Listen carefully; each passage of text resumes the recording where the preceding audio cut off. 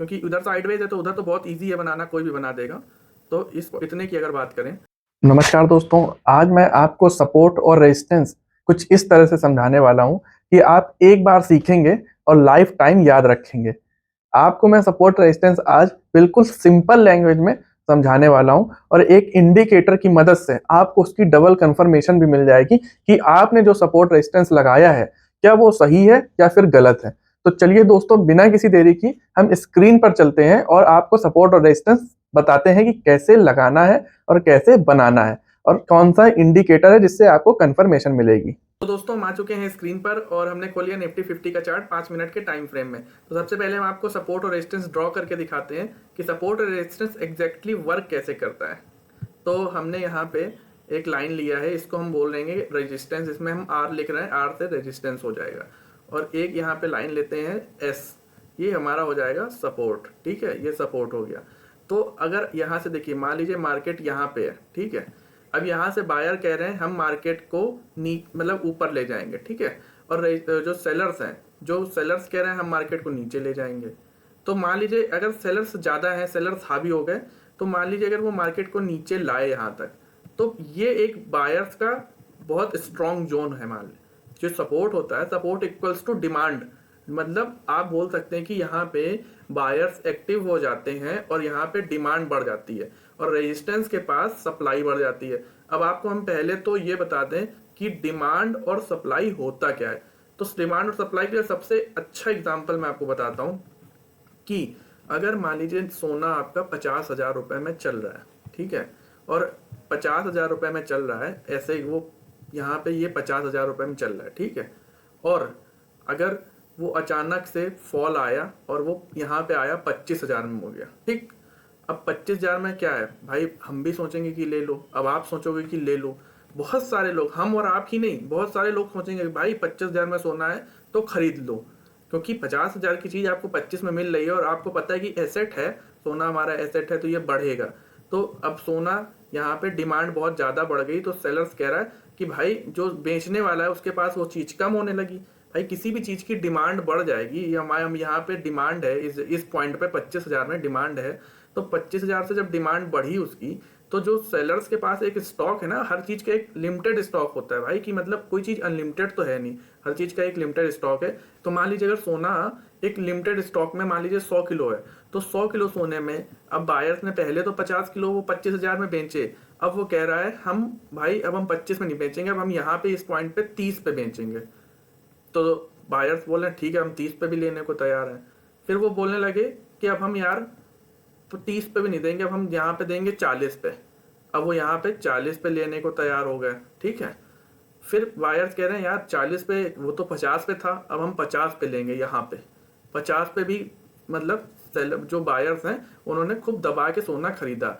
अब जब यहाँ पे 50 में पहुंच गए, तो ये जो 25 में जिन्होंने खरीदा था वो कह रहे हैं भाई अब हमारा जो पैसा है वो हमारा दोगुना हो चुका है, तो अब हम वो मतलब जो हमारा पैसा है अब वो मैं निकालूंगा, अब मैं सोना बेचूंगा। तो अब जब सोना बिकना चालू हुआ, तो कुछ लोग कहेंगे कि भाई हम अपना पैसा निकालेंगे, अब हम अपना प्रॉफिट बुक करेंगे। जिन्होंने 40 में लिया है वो भी कहेंगे हम अपना प्रॉफिट बुक करेंगे, यार 10,000 रुपये में हो गया, कुछ लोग उसमें से भी बोलेंगे। कुछ लोग बोलेंगे 25,000 वाले में से कि अब हमारा प्रॉफिट हो गया भाई, अब हम बहुत हो गया, डबल हो गया मेरा पैसा, अब हम निकालेंगे। और कुछ लोग बोलेंगे कि नहीं यार अभी ये यहाँ पे इस पॉइंट पे 70 में जाएगा, मार्केट 70 में जाएगी। यहाँ से मान लीजिए थोड़ा सा गया, लेकिन ये लोग बहुत ज़्यादा हावी हो गए, कहने लगे नहीं भाई अब हमें नहीं चाहिए, हमें पैसा निकालना है।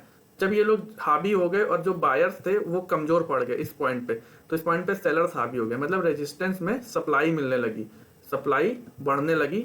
अब जो डिमांड थी, डिमांड कम हो गई, लोग खरीदने वाले कम हो गए, बेचने वाले ज़्यादा हो गए, तो यहाँ से प्राइस फॉल होना चालू हुआ। अब जब फॉल होना चालू हुआ तो ये जो जिन्होंने 50 में ख़रीदा था उनको तो घाटा हो रहा है, जिन्होंने 25 में ख़रीदा था वो अपना प्रॉफिट बुक करना चालू किए और यहाँ से प्राइस फॉल होने लगा, इस जगह तक फॉल होके फिर आया, फिर 25 पे आ गया। इसी तरह का एक साइकिल होती चलती रहती कि हाँ भाई मतलब यहाँ पे हमारा सपोर्ट, ये हमारा डिमांड जोन हो गया और ये हमारा सप्लाई जोन हो गया। रेजिस्टेंस को आप सप्लाई जोन बोल सकते हो और जो सपोर्ट होता है उसको डिमांड जोन बोल सकते हो। तो इस तरह से आपका सपोर्ट और रेजिस्टेंस काम करता है। अब हम आपको चार्ट पे चलते हैं और चार्ट में दिखाएंगे कि सपोर्ट और रेजिस्टेंस एग्जैक्टली चार्ट में कैसे वर्क करते हैं। तो जैसे ये मान लीजिए निफ्टी का चार्ट है। आप देखेंगे यहाँ पे कि बार बार इस पॉइंट पे डॉट ले लेते हैं, आप देखेंगे कि इस पॉइंट पे देखिए, अगर इतने की बात करें अभी, क्योंकि उधर साइडवेज है तो उधर तो बहुत इजी है बनाना, कोई भी बना देगा। तो इस इतने की अगर बात करें तो देखेंगे आप इस पॉइंट पे, ये जो पॉइंट दिख रहा है आपको, ठीक है, ये जो पॉइंट दिख रहा है, ये पॉइंट दिख रहा है, ये पॉइंट दिख रहा है, ये पॉइंट दिख रहा है, ये पॉइंट दिख रहा है, इस पॉइंट पे आप देखेंगे इतने इस जगह पे कई बार प्राइस आके यहाँ से घूम गया है। अब ये सपोर्ट था, देखिए यहाँ से सेलर्स खूब प्रेशर में लाए, यहाँ पे बायर बैठा था, कहता है भाई मैं तुम्हें नीचे नहीं ले जाने दूंगा चाहे कुछ भी हो जाए, तो यहाँ से प्राइस ऊपर चला गया। तो इस जगह पे एक रेक्टेंगुलर बनाते हैं, अब एक रेक्टेंगुलर बताते हैं, अब आपको दिखाते हैं, लाइन भी ड्रॉ करते हैं, बहुत सारे लोग सपोर्ट रेजिस्टेंस में लाइन ड्रॉ करते हैं। मैं आपको थोड़ा सजेस्ट करूंगा कि अगर आप बिगिनर हैं तो आप लाइन ना ड्रॉ करके आप रेक्टेंगुलर ड्रॉ करिए। ये देखिए अपना एक मान लीजिए बन गया सपोर्ट, ठीक है, ये हमारा सपोर्ट। अब आप देखेंगे यहाँ पे प्राइस यहाँ से बाउंस बैक हो गया, यहाँ पे प्राइस सस्टेन किया, फिर यहाँ से थोड़ा सा ब्रेक किया, सस्टेन नहीं कर पाया, यहाँ से चला गया, फिर देखिए यहाँ पे आया, यहाँ पे रेजिस्टेंस सपोर्ट बन। जब आप मार्केट, जैसे कभी कभी होता है कि मार्केट ये हमारा यहाँ पे, अभी जब यहाँ मार्केट है तो ये हमारे लिए सपोर्ट है, लेकिन जब मार्केट यहाँ से नीचे आया और इसको ब्रेक करके यहाँ पे पहुंचा तो ये बन चुका है रेजिस्टेंस। मतलब अब इसको ऊपर ब्रेक करने में मुश्किल होगी क्योंकि यहाँ पे सेलर्स बैठ जाएंगे। ठीक इसी तरह आप यहाँ देखेंगे कि यहाँ पे प्राइस नीचे था, यहाँ से ऊपर जाने की कोशिश किया, ये हमारा बन गया रेजिस्टेंस, फिर यहाँ देखेंगे ये रेजिस्टेंस बन गया, ठीक है, फिर यहाँ देखेंगे रेजिस्टेंस बन गया, बहुत मुश्किल से ब्रेक हुआ, लेकिन अगली कैंडल में उन्होंने उसको कवर अप कर लिया। तो इस तरह से देखेंगे यहाँ पे ये सपोर्ट बन गया, सपोर्ट बन गया, सपोर्ट बन गया, तो एक हमारा ये हो गया सपोर्ट, ठीक है। अब अगर आपको रेजिस्टेंस की बात करोगे तो आप देखेंगे एक बार हमारा प्राइस यहाँ पे फंस रहा है, देखिए यहाँ से ट्रेंड में थी मार्केट, तो यहाँ से तो कोई बात नहीं, यहाँ पे आप देखेंगे एक फंस रहा है मार्केट, यहाँ पे भी फंस रहा है, यहाँ पे भी फंस रहा है, तो यहाँ पे एक हम जोन बनाएंगे, सॉरी,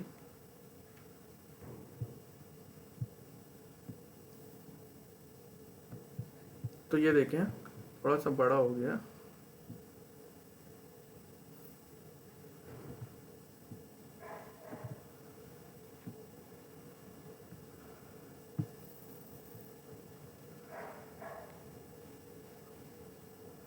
ये देखिए यहाँ पे मार्केट फंसा, ये देखिए यहाँ से ऑलमोस्ट रेजिस्टेंस के पास आया, वापस चला गया ये, तो इसका कलर हम कर लेते हैं ग्रीन, क्योंकि रेजिस्टेंस हम ग्रीन कलर का रखते हैं, तो इसका कलर हो जाएगा ग्रीन, ये हो गया ग्रीन कलर, ठीक है। अब आप देखेंगे यहाँ मार्केट बार बार रेजिस्टेंस ले रहा था, बहुत मुश्किल से ब्रेक किया इसने, फिर एक रेजिस्टेंस, मेन रेजिस्टेंस हमारा और बनेगा, जो मेजर रेजिस्टेंस इसको हम बोलेंगे ये।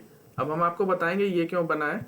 देखिए जब मार्केट यहाँ पे था तो यहाँ पे, और बड़ा कर लेते हैं इसको हम, ये देखिए यहाँ पे बार बार इस पॉइंट पे, इन सारे पॉइंट्स पे इस पे रेजिस्टेंस करा था, इसको और बड़ा करेंगे, ये देखिए आप खुद देख लीजिए, यहाँ पे बार ऐसे करके आ रहा था, रेजिस्टेंस ले रहा था, ठीक है। सेम इसी जगह पे आप देखेंगे यहाँ पे, यहाँ से मार्केट देखिए इस वाले रेजिस्टेंस को ब्रेक करके खूब तेजी में ऊपर गया मार्केट, बड़ी ग्रीन कैंडल भी बनी इस जगह पे, आप देखेंगे बड़ी ग्रीन कैंडल बनी, लेकिन फिर यहाँ मार्केट फंस गया, इसके बाद फिर ऊपर नहीं निकल पाया, तो एक रेजिस्टेंस हमारा ये हो गया, दो रेजिस्टेंस हो गए, एक सपोर्ट और बना लेते हैं,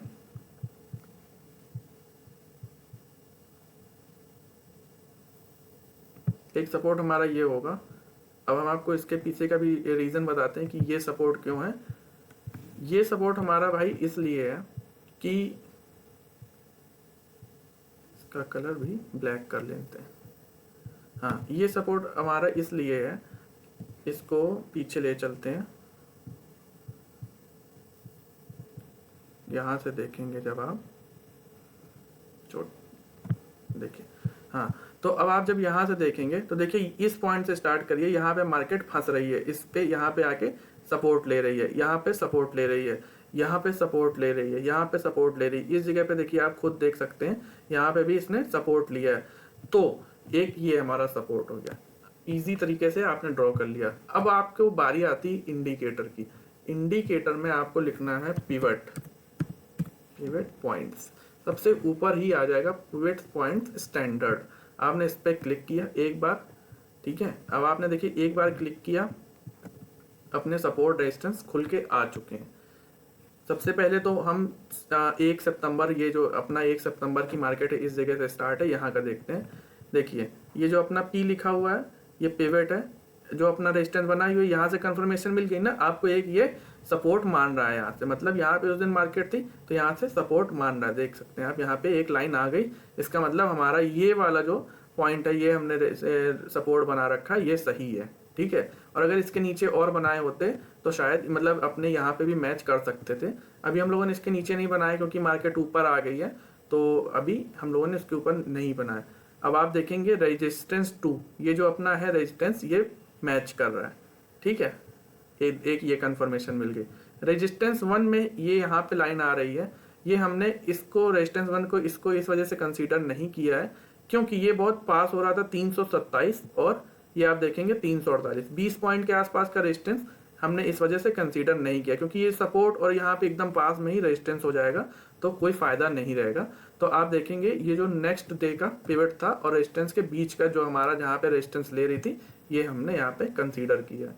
अगर हम यहाँ पे कंसीडर करते इसको, मान लीजिए जैसे अभी उठा के हम यहाँ पे रखेंगे तो आप खुद देख सकते हैं कितने पास हो गया। अब आप यहाँ पे एक कैंडल, यहाँ एक कैंडल देखिए, यहाँ से यहाँ तक की ऑलमोस्ट एक कैंडल बन रही है, अब आप क्या ही ट्रेड कर पाएंगे। तो इसलिए इतने पास भी नहीं रखने हैं, आपको खुद से भी थोड़ा सा आइडिया लगाना है। तो ये हमारा सपोर्ट और रेजिस्टेंस बन गया।